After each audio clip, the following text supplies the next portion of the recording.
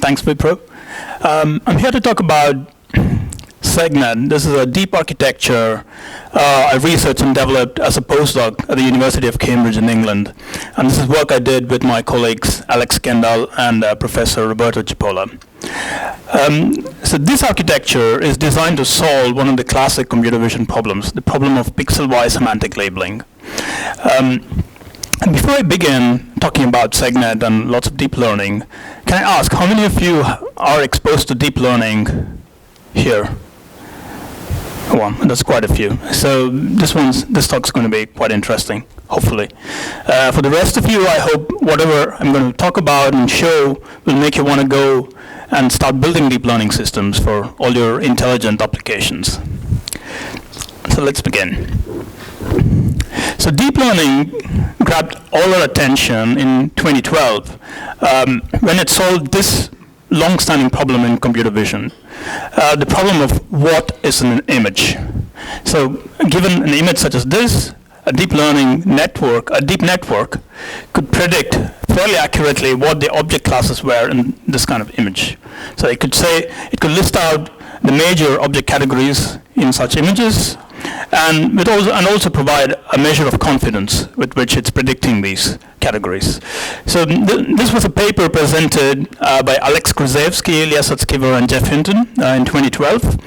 And the reason why this grabbed all our attention was because on a really hard challenge of object classification, the ImageNet challenge, that sort of slashed the error by about 15%.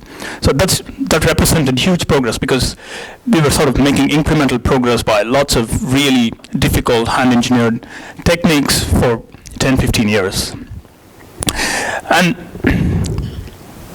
the next sort of classic vision problem it attacked was the problem of object detection. So to figure out what is an image and where is it in an image, sort of spatially localizing, for example, this cat in this image through this kind of bounding box, or a TV, or where the bananas are and where the oranges are, and so on. So, and once again, these deep networks, here I think it was the VGG network designed by the Oxford group, slashed the error by a huge margin. So everyone got really excited about this. But the problem I'm interested in, and I got interested, was the problem which is a bit different and possibly a little harder as well, which is the problem of determining what is in an image, where is it in an image, and what the extent is of the object categories in the image and the object classes. So for example, given images of street scenes such as this, you want to predict a class label for each pixel accurately and in real time. So this is the problem of pixel-wise semantic labeling. And this obviously has plenty of applications. We look at these kind of predictions, you could imagine this is directly applicable to autonomous driving tasks.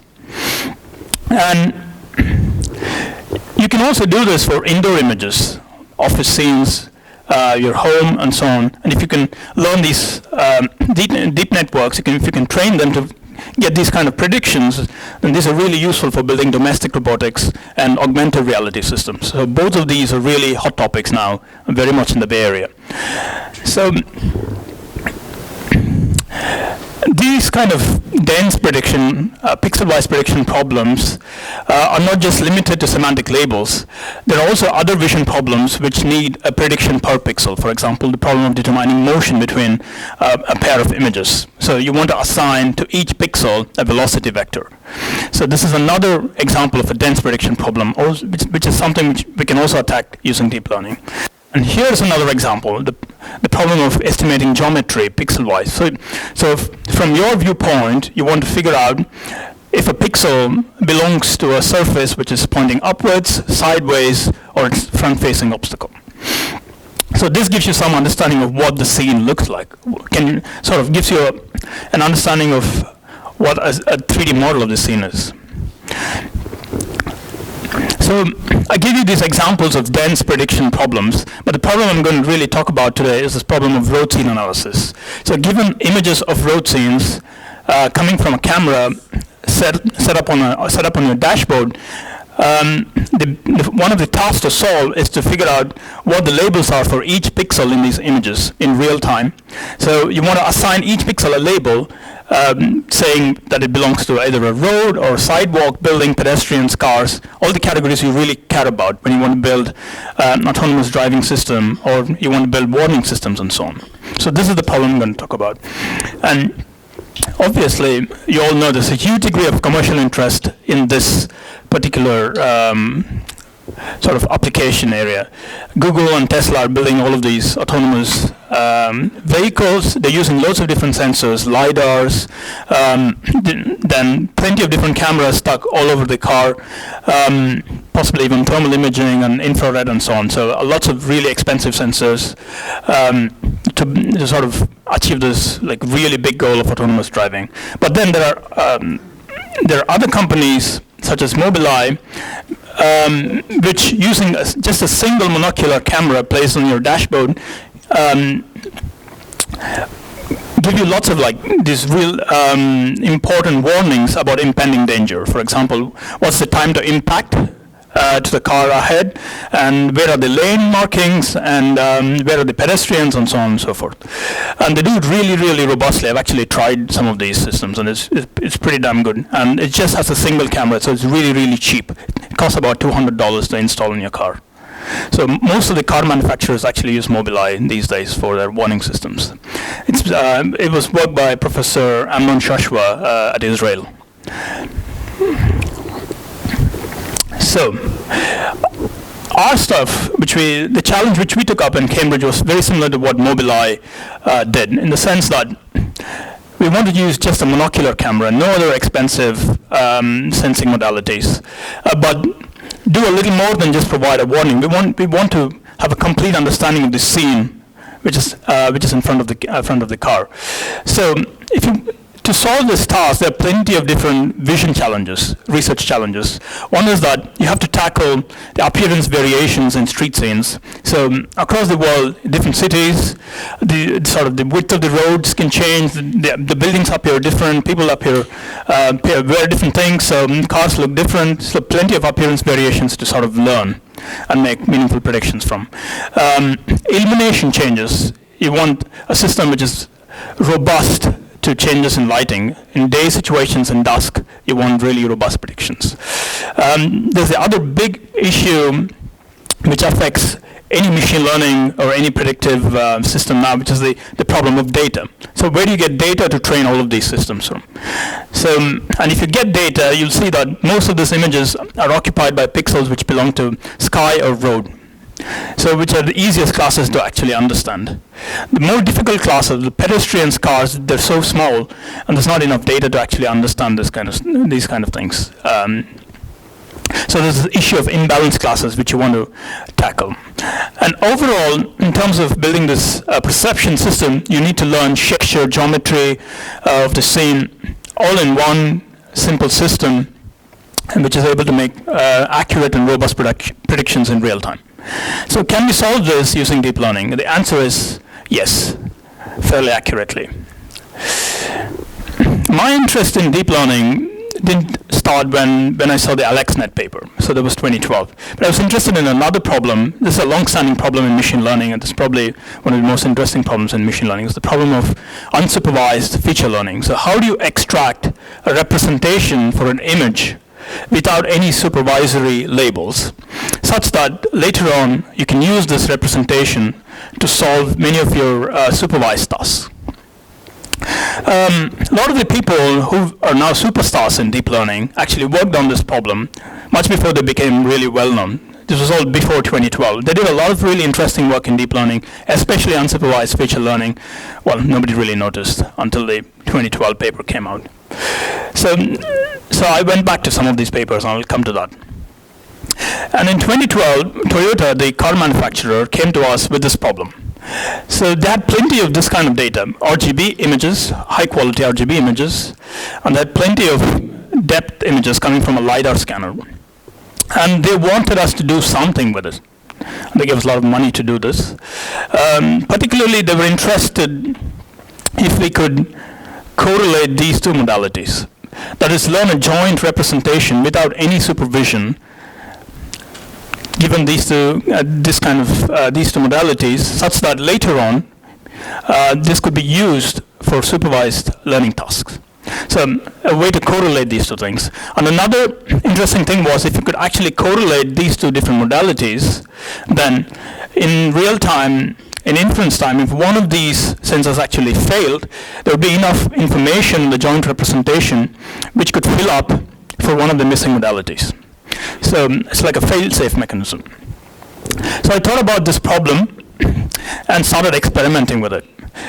I first built a data set from all of these RGB images, collected little patches such as these, and I also extracted patches which coded local surface geometry. This I extracted from the LiDAR images. So here each patch is color-coded.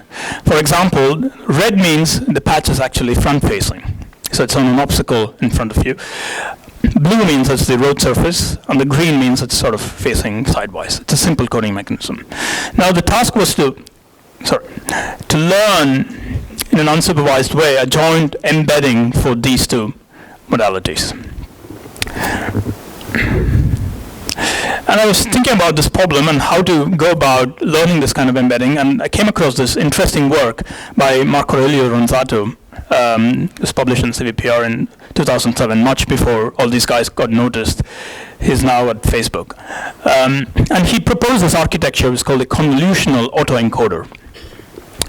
So this convolutional autoencoder has two components, an encoder and a decoder. What the encoder does is it takes an input image, such as this, and produces a shift invariant representation, a code, in a completely unsupervised way, such that this code can later on be used for recognition tasks, for example, digit recognition. And the decoder is a mechanism to take this code and then do a few computations and get back the original image. So the decoder effectively sort of inverts what the encoder does. Now let's look a little more into what the encoder mechanism is like. You have an input image, the encoder then filters this image with a trainable filter bank. This is basically what you learn in the training process. And once you've learned these filter banks, it could possibly look like edge detectors. So edges at different orientations. And now, when you convolve these little kernels with this image, you basically get these response maps. Now the interesting thing here is, if you shifted the input image a few pixels to the left or top or right or bottom, these responses will also shift because it's a convolution. But what you really want is a shift invariant representation, something which is robust to these little shifts. So this is what makes deep learning work. So you want a system, a machine learning system, which is robust to these small perturbations in the input so that it generalizes really well in test time. And the way to do that is to introduce a layer called a max pooling layer. Now this layer is really, really important, and it's at the heart of all these deep learning deep architectures. Let me talk a little more let me explain what this thing does in a little more detail. So imagine you have a feature response map that is an image convolved with, let's say, an edge detector. And you get something like this, a bunch of numbers. What max pooling does is looks at a small window in this response map and just picks the max value in this and zeroes out the rest. And it does, and then slides this window over this entire response map and basically gets an output such as this, if you had a 2x2 max pooling. And from this you can read out a code, for example 5, 0, 0, and 8. Now the interesting thing here is, if this 5 were to be placed anywhere in this window, the pooling window, because it could move here if you shifted the input a bit to the top and then to the right and to the left, the 5 could move around. But then the code would still remain constant because you're just picking the max value here, effectively. And that's how you achieve shift invariance, at least locally. Now, you can do something else with this as well. If you don't want a code with real values, you could just have a binary code where you just know whether there's a non-zero max value or not in each one of these windows. So you get a binary code like this. And interestingly, this bitmap which you get here gives you all the information about where the feature responses are in this by convolving the kernel with the input. And that's going to be really, really important for all of the dense prediction tasks. To make all of these work, this is really the most important bit of information. So this code gives you sort of what is in an image, and this map gives you where is it in an image. So this is going to be really useful, and particularly for the decoding step as well. So let's go back to the architecture. Now, the encoder, as I said, takes an image, breaks it down into using these filter bank to produce the shift invariant code. And now the decoder picks up this code, learns to upsample it, that is, to place this code at the appropriate values by receiving these max polling indices, the bitmap I was talking about. And once you have this codes placed, you basically get a caricatured feature map here. And you can take this feature map and learn in the training process a decoder filter bank, which when convolved with these responses, produce these images, and then you can add this thing up to get the reconstruction. So it's a fairly simple system for taking an image, breaking it apart, and then putting it together. And with no supervision, you can train these encoder filter banks and decoder filter banks in one shot using gradient backpropagation and a simple first order optimizer. And this, if done properly, produces meaningful looking features which are useful, which can be used later on for recognition tasks. So this is the first architecture I studied, and the first architecture I actually implemented in 2012 using a MATLAB single CPU implementation, so no GPUs or anything. And I created these kind of toy data sets. For example, this data set which had like lines in two different two different orientations, 45 and 135 degrees, and then 90 and 0 degree orientations. And if you feed this data set into this convolutional autoencoder, use backprop to learn until the weights converge, you will see that the encoder filter bank now looks like this. So what this network has learned is that the whole data set here can be composed by just these 4 primitives. So it's learned the invariance in this data set. So that's exactly what you want for all of your recognition tasks. And I tried the same thing with the MNIST data set, and it learns features which look like the encoder filters which look like this. So it learns that there are plenty of like curved features, plenty of like edge features and different orientations and so on. So it can learn to compose all of this using just these primitive features. So this is really cool. So somehow I got this thing working. Now, let's get back to the problem of learning correlations between RGB and surface orientation. You could take the convolutional autoencoder and make it a deep convolutional autoencoder by adding another layer of encoding and another layer of decoding after your first encoder and your first decoder, sort of insert another encoder and decoder pair.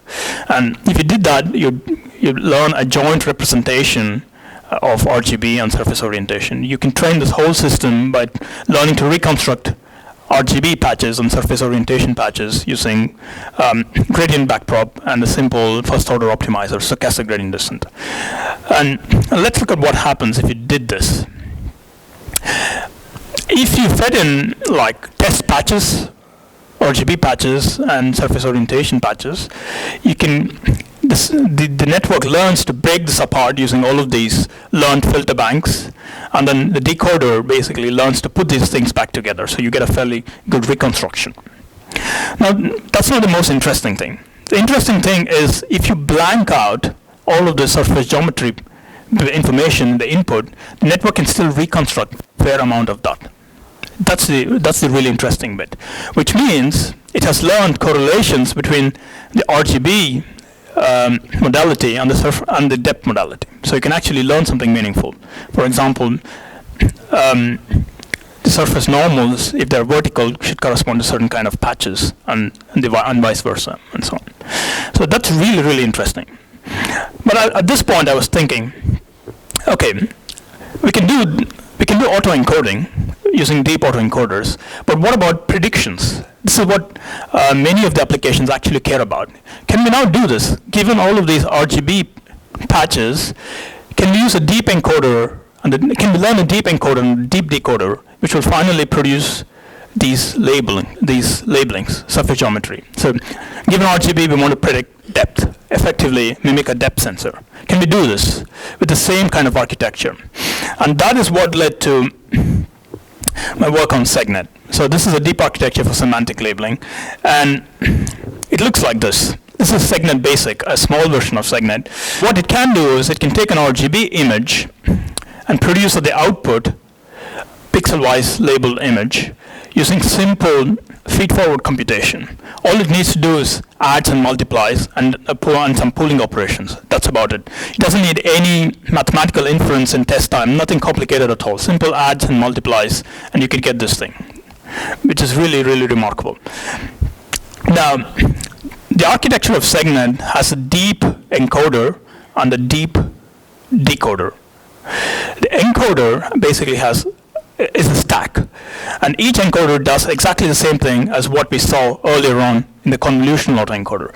It takes an input, convolves it with a trainable filter bank, uses this max pooling operation to figure out where the max responses are, and then throws out all the zero responses and simply retains the max values. And this becomes the input to the next encoder, and so on, successively down the chain. And as you go down the chain, these encoders are learning more and more complex representations of what is in an image. And then the decoders, with help from the encoders, so these connections actually represent the same pooling bitmaps which are transferred from the encoder to the decoder to figure out where to place these what information, which is really important to get pixel-wise labeling. So you want to know that this is a row pixel, but you also want to know where the row pixel is. And that information is provided through these channels from the encoder to the decoder. So you have this set of encoders which successively get this small resolution representation of the entire image, and the decoders which take these small representations and maps it back to input resolution feature vectors, which you can then shove it through a linear classifier to classify each and every pixel. Interestingly, if you train all this entire system using many thousands of pairs of inputs and outputs such as this in a supervised manner, you can get it really, really generalizes well. I'll show you how it performs.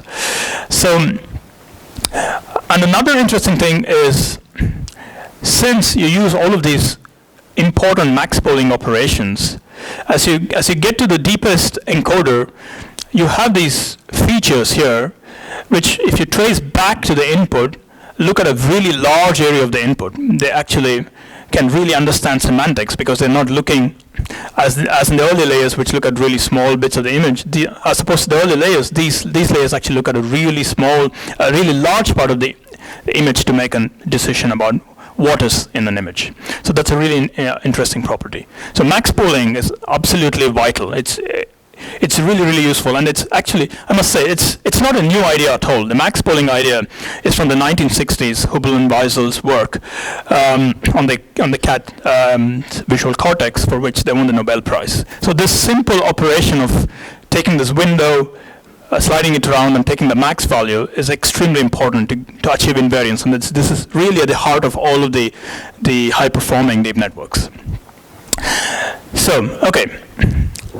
So this is the SegNet basic architecture, and before I show you what it does, let's have a look at how the SegNet compares with the AlexNet in terms of the architecture. AlexNet was the architecture which did it all, grabbed everyone's attention, and it basically did this. It would take an image and process it through a series of encoding steps, convolutions, and pooling steps, until it came up with a feature vector. This large feature vector, which basically 4096 real numbers, would be fed to a classifier, and it would say, and one of the nodes here would go high in terms of the probability, and it would say, okay, it's a cat node, so there must be a cat in the image. So this network threw away all of the information in the max pooling steps and in the where information. All it retained was the what information. So this is an image classification problem, so that's all it cared about. So it never, and now what we care about is take this representation and map it back such that each pixel would have a feature vector, and that you can classify to produce a map such as this.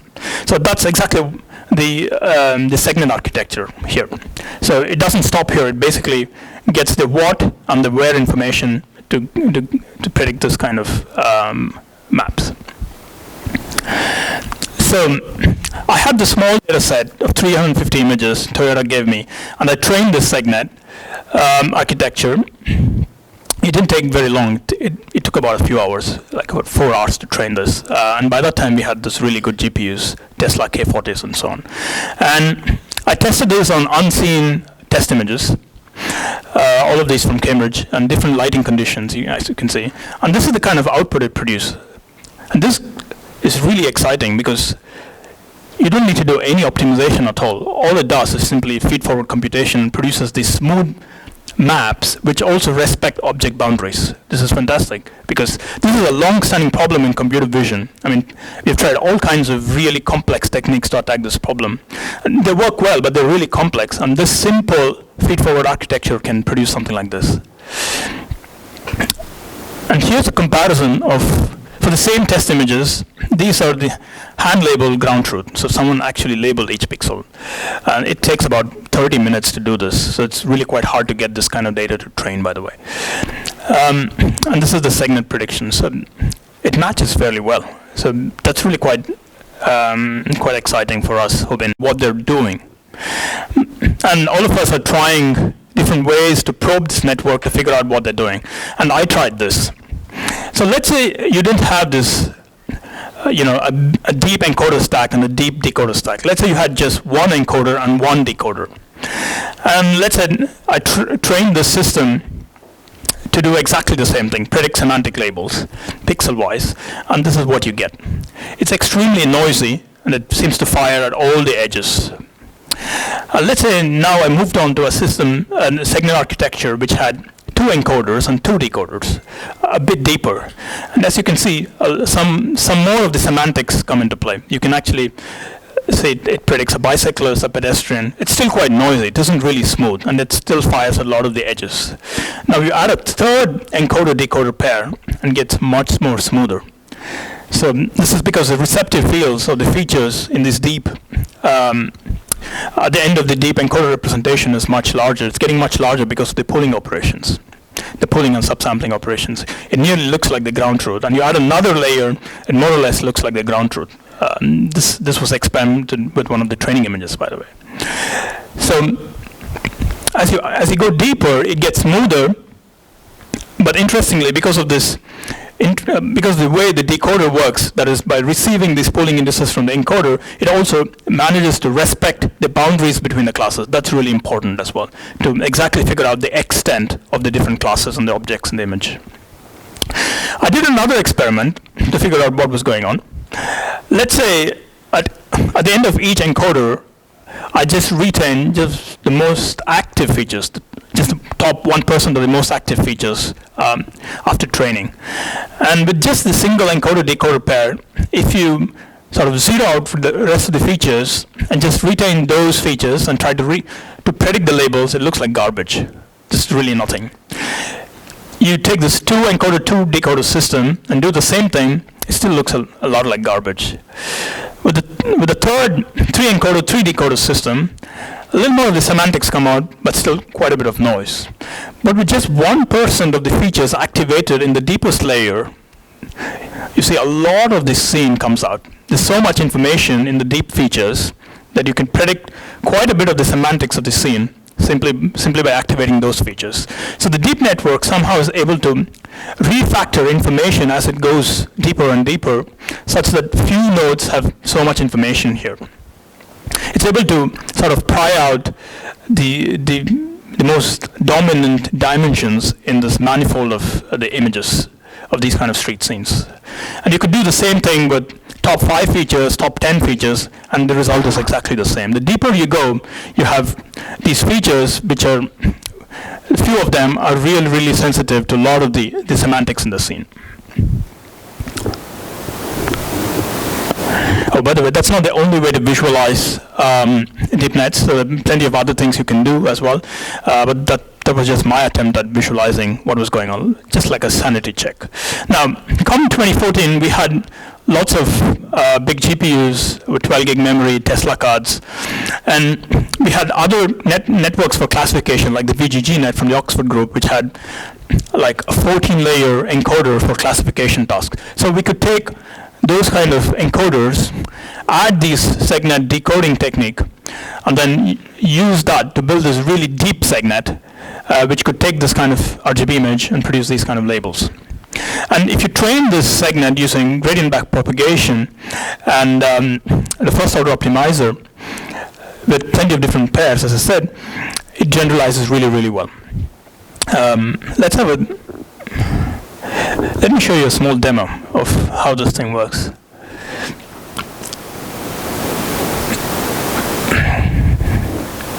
Oh, there you go. So this is the, by the way, I should explain. So this is the homepage of Segnet. So it's publicly available. Anyone can visit this page, upload their image, and see what the predictions are like. So I would never say this 5 years, if it was 2010, I would never do this because machine learning systems were so brittle, it would break all the time. So now I can actually do this confidently. So this system has been trained with 5,000 images just scraped from all over the net, basically. Let's try a demo. Hopefully the internet is good enough. So you can actually search for a street, for example.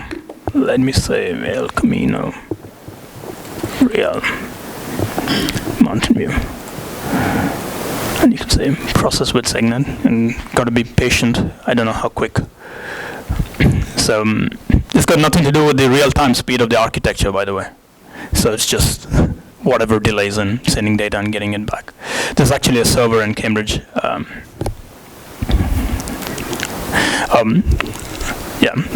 So it's never seen this road in its training set, and you can see the kind of predictions you get. These are, for people who have worked in vision for a long time, this is really exciting. You can actually get a fairly robust estimate of what's going on in each pixel. So you can get the road markings, all of which is really good. This is just 5,000 images. So you can imagine if you train the system with 1 million such pairs, it get really, really robust. And we tried it with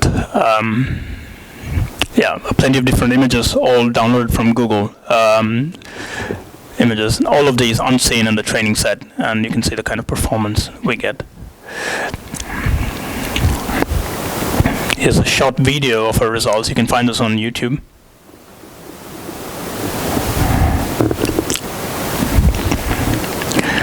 So these are test scenes from a popular data set captured in Germany. And you can see the kind of results we get. So both urban and highway sequences. And these are the labels which are overlaid on the RGB. There's still quite a bit of flickering because there's no real temporal information. And here are results on indoor scenes. So for people interested in domestic robotics or augmented reality, this is a big application. This is a big use case for this kind of predictions. So these are, in fact, more complex than processing outdoor scenes. There's so much more variety, there's so much more clutter. Anyways, so, and this is basically an evolution of the results in terms of depth. It gives you a comparison. So Segnet Basic was trained with a small data set, and this is how the results look like. This is Segnet, the 28-layer deep network, and you can sort of compare. It gets a bit smoother if you train with the same data, but if you train with more data, you get something like this. It gets even better. So this is trained with about 5,000 images.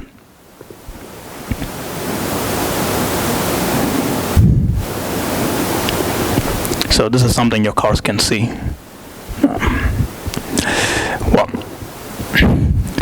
there are variations of Segnet which we built which can now, this is called the Bayesian segnet, which not only gives you what the label is at each pixel, but also tells you how confident it is about its predictions. So this kind of information is really useful when you want to build these systems, so many different predictive systems which want to interact. So this gives you a measure of confidence for the predictions. I'm not going to talk about this now, but there are references I'll point you to which you can have a look at. So this is the page. There's also a tutorial page for those who are interested in dense prediction problems. Yeah, sure. There's the trained Caffe models. Caffe is a library we used to train the system. You can use the trained Caffe model and start using it for your indoor scenes and outdoor scene recognition, and you can start building your applications on top of this predictions. So, okay. Now,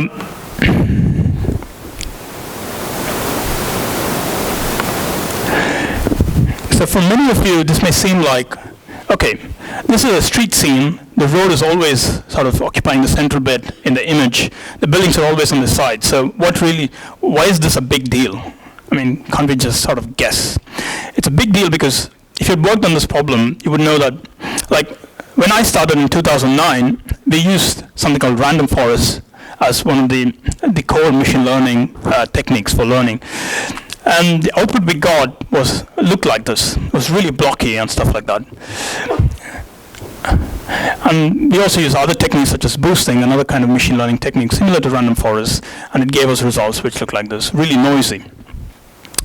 And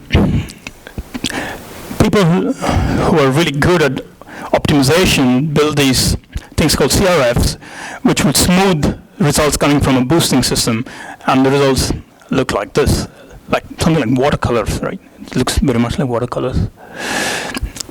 And things got more complex. People use boosting plus something called higher order conditional random fields, where you can get very smooth looking results. It looks really good, but if you observe closely, it sort of erodes a lot of the shape information in many of these classes. So it sort of flattens things here and smudges all of these things. And these kind of systems, even though they're capable of producing this kind of output, requires a lot of expert knowledge in building mathematical optimization algorithms. And you have to use these complex optimization algorithms in test time to achieve these kind of results. And SegNet, trained with just 350 images, and which uses no optimization in inference time, can produce results like this. So this was 2013, 2014. And yeah? Did you compare the computational requirements for random forest versus not really, actually, but the random forest is computationally. Oh, this can do it in real time. So the new GPUs is nothing. You can do it really, really quickly. One. Titan X. So it's $1,000. You can do it. What's suitable for embedded system like? We are trying to make it. EX1? Possibly, you may probably get a few frames per second on those kind of systems now, but there are many different interesting things which are coming out now where you can actually compress these models, where you can do computations not in 32-bit. This is all 32-bit floating point computation, so you can do probably like 12-bit floating point computation in test time and still get away with it. Yeah. So, come 2015, we had results like this. It looks almost like ground truth, and it's completely feed-forward networks. So that's why we're all excited about this kind of stuff. And when we got these kind of results, the media caught on, and we had plenty of coverage. And it's really interesting for me to read all these reports because all the time they're really exaggerated. So TechCrunch said, a new system lets self-driving cars learn streets on the fly. Well, that's not really accurate. It's not an online learning system, but interesting. PC says, new system teach driverless cars to see. Well, you could in theory, but it's not something we did, actually. We solved one subtask to some degree of accuracy, a fairly decent degree of accuracy. This is really interesting. The key to perfecting driverless cars could be hiding in your smartphone. This actually can happen. You can actually stick a smartphone and get this kind of outputs in maybe a year or maybe 2 years' time. So that, but still fairly exaggerated. These guys also went and tried SegNet on these well-known spots, the White House, Golden Gate, New York and stuff. And luckily for us, it worked. It actually produced some meaningful results. So, have we solved everything? No. This is just the beginning. There's plenty of things we can do. As you saw in the video which I presented, there's quite a bit of flickering going on in the labels over time. So there's no real temporal consistency in terms of the predictions. So we need to smooth these results over time. And time and memory are really correlated. There's lots of very interesting things coming up based on something called the long short-time memory networks, LSTMs, which can model interdependencies over large scales of time, and those could be really useful to smooth these kind of predictions. And this is really the biggest drawback in deep learning. Still don't understand a lot of it. And for me personally, I think optimization is really key to understanding what these networks are doing, but also to improve how to train these networks. And finally, there's data.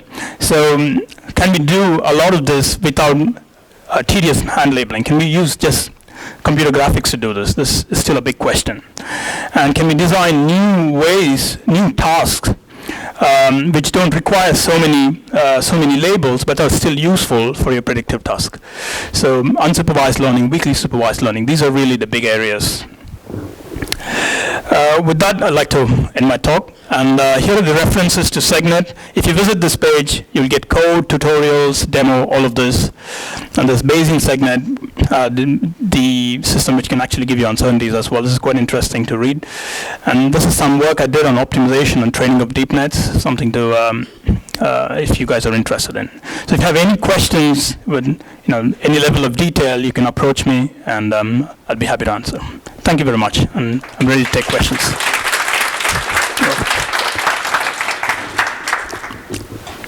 So we have a few minutes now for question and answer. So we're gonna go ahead and pass around a mics so that people asking questions, everybody can hear your question. So if you have a question, just raise your hand and somebody will bring a mic by. I'll start by bringing a mic to someone in the front. Quick one. When you show your encoder-decoder architecture, you were sharing, that's way back. You were sharing something between the two. Yep, you had it. Are those the weights? I mean, what are you sharing? No, this is, what I'm sharing is this map. It's a bitmap. It costs you almost nothing to store, because every 4 pixels can be represented with just 2 bits. And this can be transferred, right? So this gives you the where information, and this gives you the what. So that's what is being shared. Yeah. Next question. Yeah. Sorry, this mic died. This mic will pass it around. We'll go back and forth. So currently, when you process in real time, you process every frame independently of... Yes. Yeah, there's still no temporal dependencies model at all. If I can geek out for a minute, can you give a little more details about the individual, for instance, the number of units per layer? Sure. And both on the training network and on the deployed network. So maybe that's the first question. Is the deployed network the exact same physical network as the training network? Yes, it is. Okay, if you take the SegNet, which is available for the demo, you have 14 layers of encoding, and the layers basically do convolution, apply nonlinearity, and max pooling. Some layers apply max pooling, some don't. So in the earlier layers, you have 64 kernels in each layer, and it goes all the way up to 512 as you go deeper. So 64, and then basically 128, 256, 512, 512. So this bit of the encoder is taken from the VGGNet. It's a network developed by the Oxford Group for classification. And the reason we used this as an encoder network was because this network was trained on the ImageNet dataset. So it had a really good starting point to learn from. And the whole decoder net was the segment decoding technique. And all you need is to add these things and train this network now, but from a really good starting point. And it basically generalizes quite well. Does that mean you use the pre-trained VGG filters as well? Do I use it? Yes. Yes, I do. So this is the starting point is basically that. So I have another question.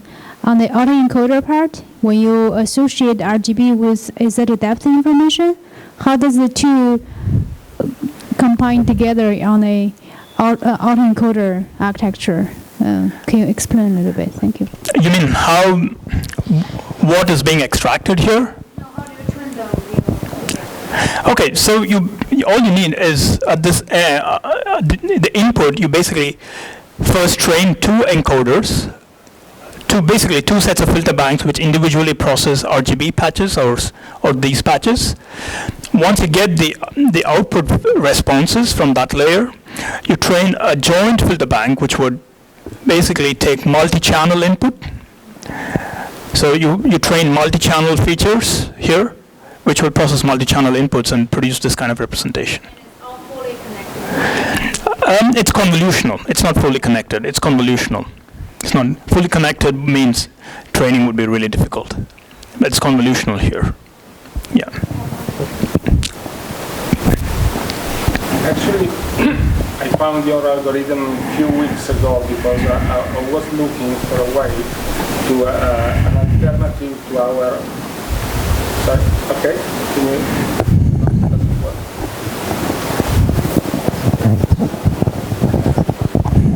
Hello. I was looking for an alternative for an ACF or LDCF that are selection algorithm that we used before our modified AlexNet.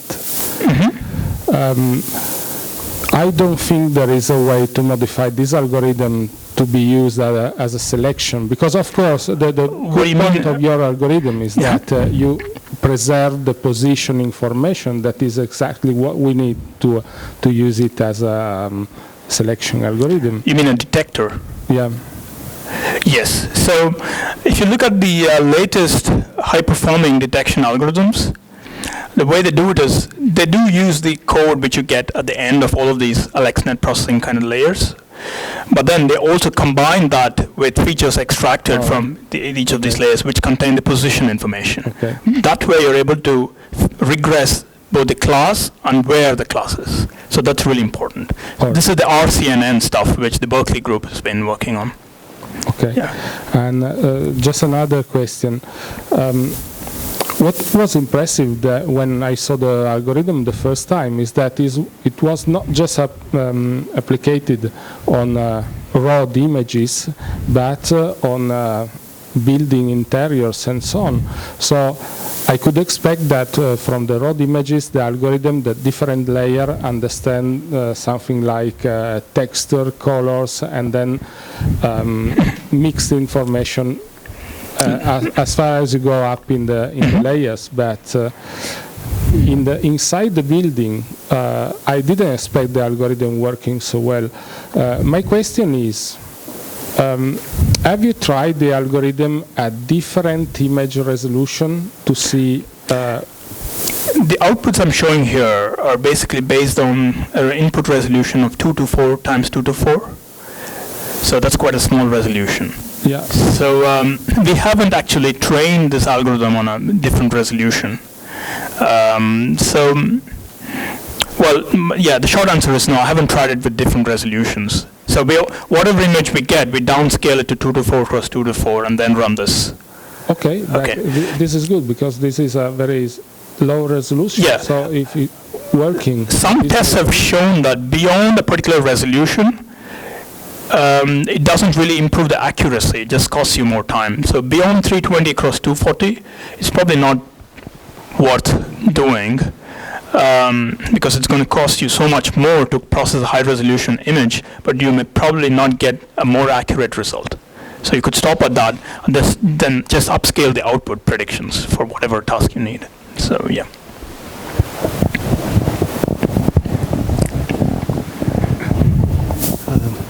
On your last slide, there's you mentioned about long-term, short-term memory part. I believe if you need to do that, you need to input the image in a sequence, because it's a memory, it's a recurrent neural network. Yeah. So how are you going to do that? I don't have an answer right now, but this is, in fact, I haven't worked myself. I've read quite a bit about these things, but not really implemented them or tried these on. But the things like grid LSTMs, which is very recent, it's going to come out this year, which actually seem applicable to images and temporal sequences. So effectively on over time. Or you could assign a memory to a patch and basically hold these things. So this could be particularly useful when you have occlusions, for instance, right? So if you're driving, you see a car in front of you, and then something else comes, and that gets disoccluded, and you have to see the car again, and you begin to recognize that stuff, because you have these kind of long-term dependencies which you need, at least to be more efficient in terms of labeling. So you don't really need to process more. So there are plenty of things you can apply these to. These are probably even more generic than the convolutional networks which we have now. So I think that's really exciting. Yeah. You said you train it on manually segmented images. Yep. Have you tried to train on artificial images rendered, for example, in Blender with artificial? Yeah, we are actually trying that now. We don't have, I don't have myself a data set which I can train these on, but we are developing that at the place I'm working now. Mostly for indoor stuff. I haven't yet seen a system which works really well trained on synthetic data and generalizes well to real data. There seem to be some issues in terms of matching the characteristics between the real data and the synthetic data. But also, just taking synthetic data, synthetic labels and synthetic inputs and training this whole network is probably not the right thing to do, according to me.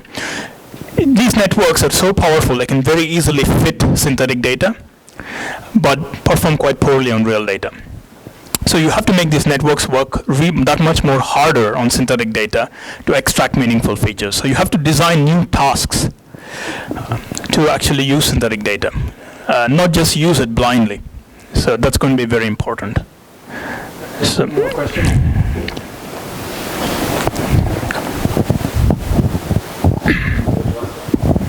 All right.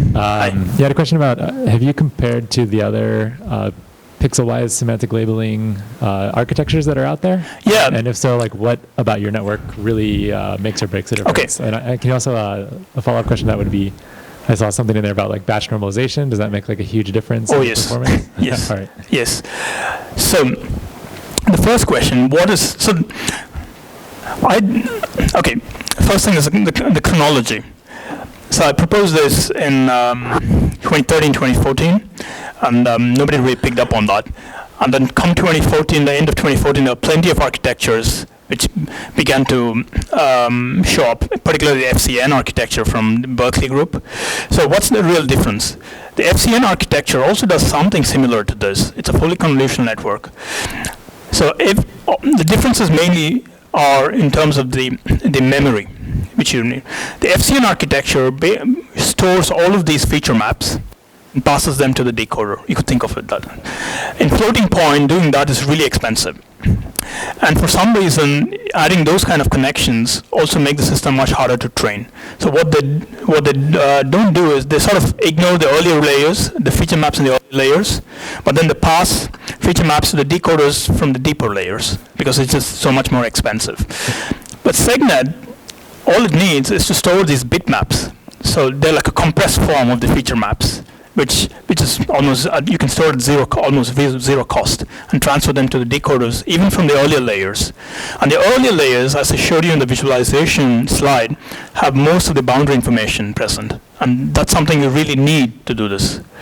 Is your upsampling the unpooling, or are you also doing some like bilinear upsampling? No, there's no bilinear. The upsampling is not learned at all. It's just like what it was in the autoencoder, right? It was just taking and placing in those locations. And then you densify that using a decoder filter bank.